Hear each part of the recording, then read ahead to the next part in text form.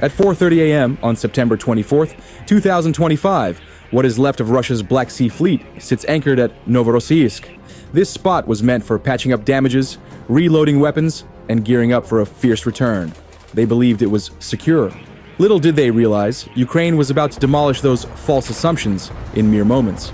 From the west, 6 AQ-400 Scythe drones are racing full throttle toward the harbor. Traveling at 90 miles per hour and skimming only 50 feet above the surface, these spectral machines are tracing the planet's curve. Long-range radars cannot spot them at all. Simultaneously, from the south, 3 Magura V5 unmanned boats slice through the sea. 2 carry 700-pound warheads, while the third acts as a decoy, broadcasting signals that mimic a friendly patrol vessel. The ambush is primed. From 200 miles distant, a Ukrainian controller observes the action via the thermal feed of a Bayraktar TB2 hovering at 27,000 feet. His sights lock onto the fleet's prized asset, the Admiral Makarov, a $500 million frigate that packs 8 Kalibr cruise missiles poised to unleash devastation on Ukrainian urban centers. Tonight, that $500 million hunter becomes the hunted. The whole hybrid phantom assault relies on a stunning, ruthless element of combat psychology. A defender overwhelmed by threats from all directions ends up sightless.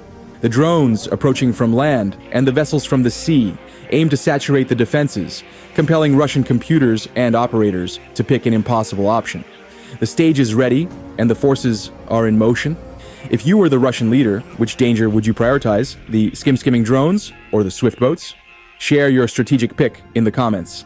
At 4:38 a.m. local time, 7 minutes into the assault, the initial alert blares through the Novorossiysk headquarters.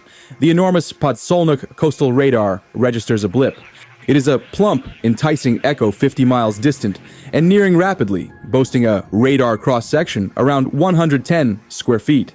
It resembles a patrol vessel. The Pantsir 1 battery team acts swiftly, and their setup surges into action. Within the following 3 seconds, 57E-6E missiles tear through the mist at Mach 3. The decoy Magura boat, which had been boldly broadcasting, "I am a prime objective," erupts in a burst of orange flame and a spray of seawater soaring 20 feet high. But that was not the true danger. It served as the lure. Right then, a backup Cast 2E2 radar for low-flying threats detects weak signals from the west, 6 in total, skimming at merely 50 feet. The system marks them as oddities, probably birds disoriented by the mist. That is the nuance that slips past notice. A Pantsir stands as an outstanding feat of technology built to intercept fighters and cruise missiles. The issue lies in its advanced Kalman filter algorithm, which bogs down when pursuing minuscule drones with a mere 1 square foot radar signature. The mist and those 4 to 6 foot swells transform their high-priced targeting gear into a chaotic sideshow. The Ukrainian controller, observing the enemy missiles strike his lure, deploys his opening move.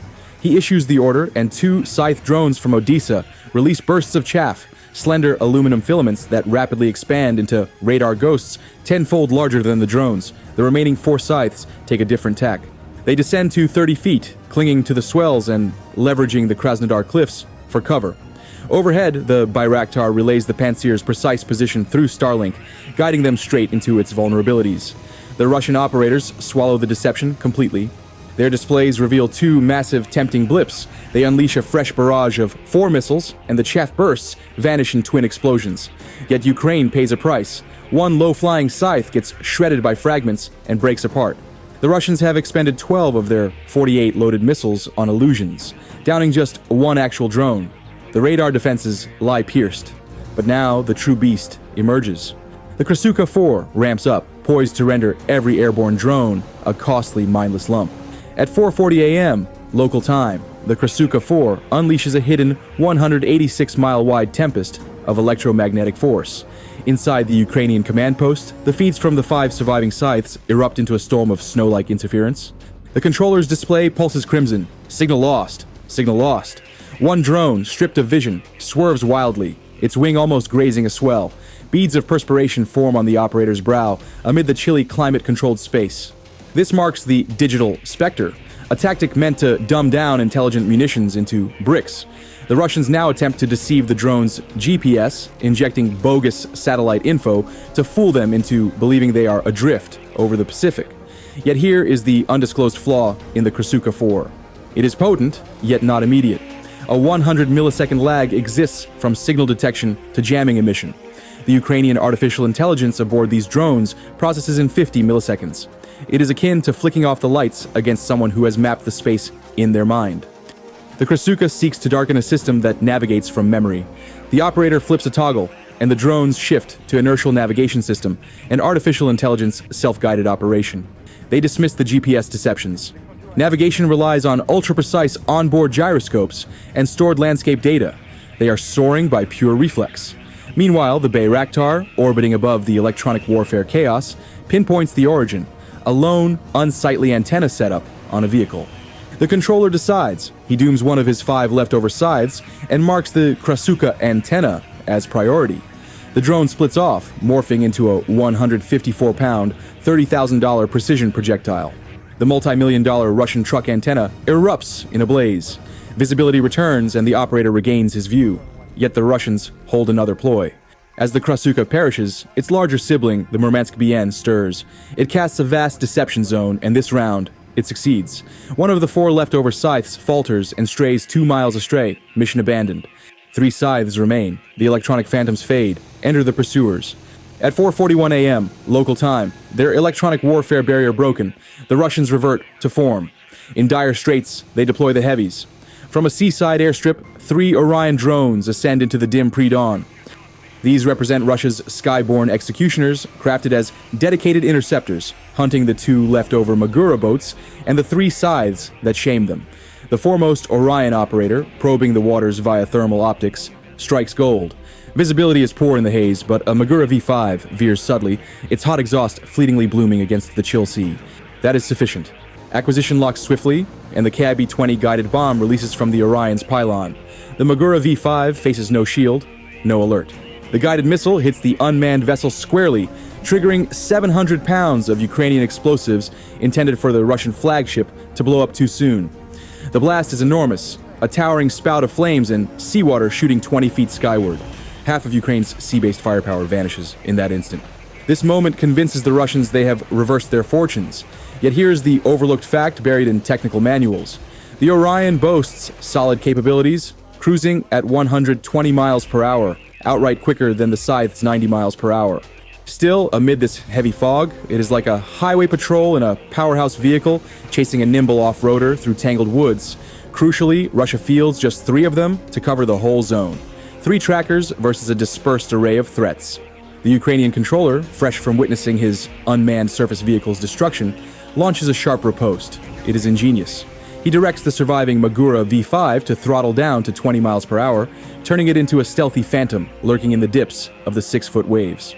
Simultaneously, he instructs the 3 leftover Scythes to enter cold mode, diverting their faint exhaust upward and skimming perilously near the Krasnodar cliffs to fragment their thermal profile with the landscape. The pursuer flips to pursued.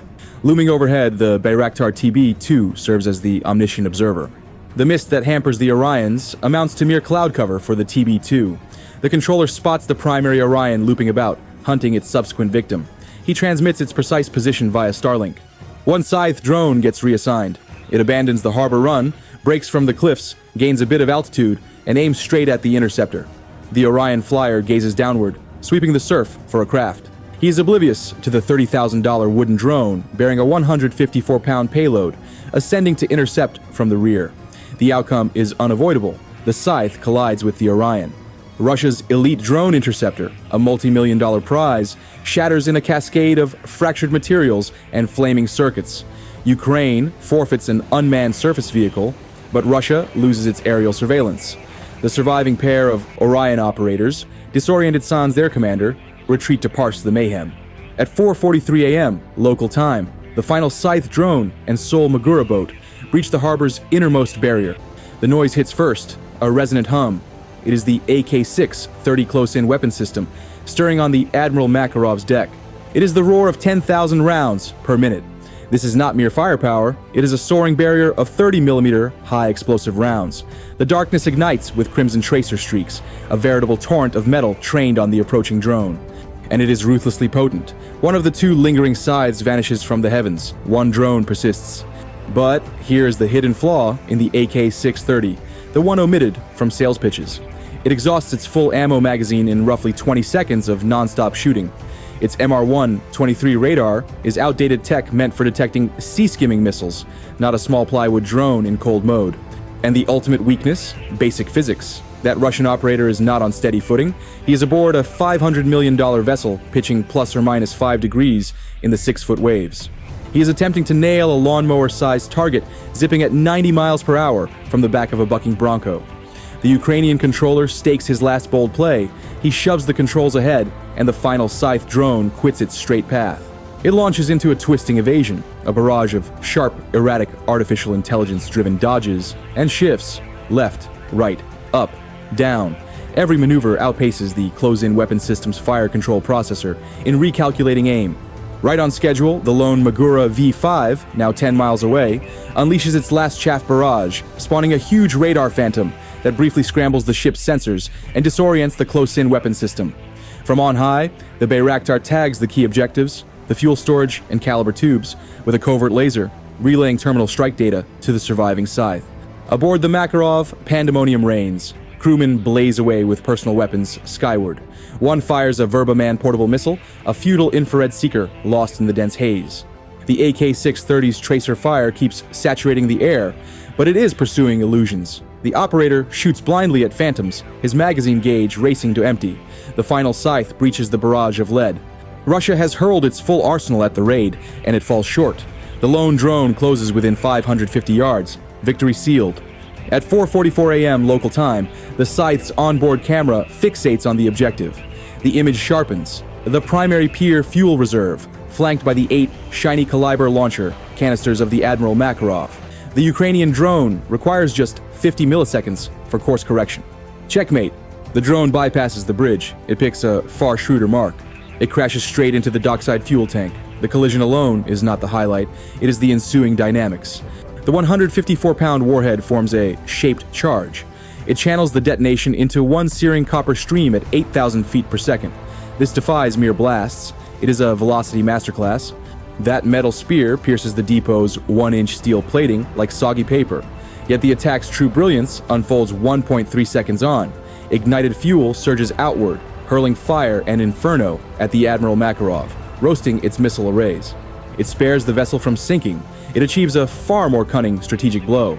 It scorches the fragile firing controls and navigation gear in the Kalibr missile canisters, transforming a $500 million engine of dread into the planet's priciest heap of junk. The fallout hits Russia hard and swift. Novorossiysk harbor blazes in uncontrolled fury.